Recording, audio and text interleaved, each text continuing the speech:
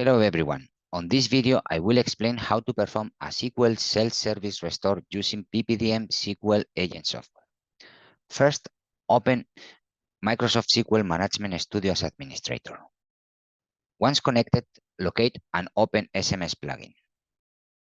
Select Database Restore tab and under General page, configure your restore settings.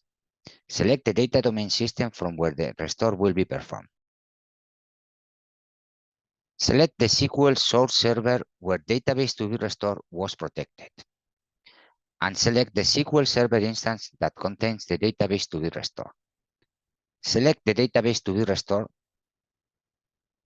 and from available backups, select the version of the backup to be restored.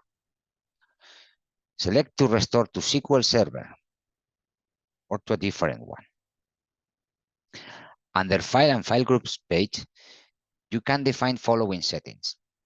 File Groups options. Define which file groups must be restored. Relocation options. Relocate all files to a different folder if you don't want to restore to original location.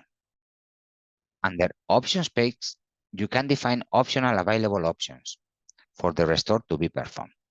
Either overwrite the existing database, recovery state, verify only, PowerProtect data domain system boot compressed restore, enable debug, specify a start time for restore, and other options. On top, you will see the script drop-down menu, where you can build different scripts for the restore.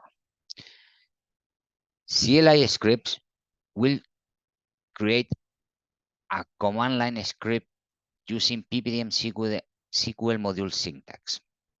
And this SQL script will create a script that can be run from SQL Server itself. Once you have configured all your settings, run the restore and monitor the progress and activity under Monitor page. Thank you for watching this video.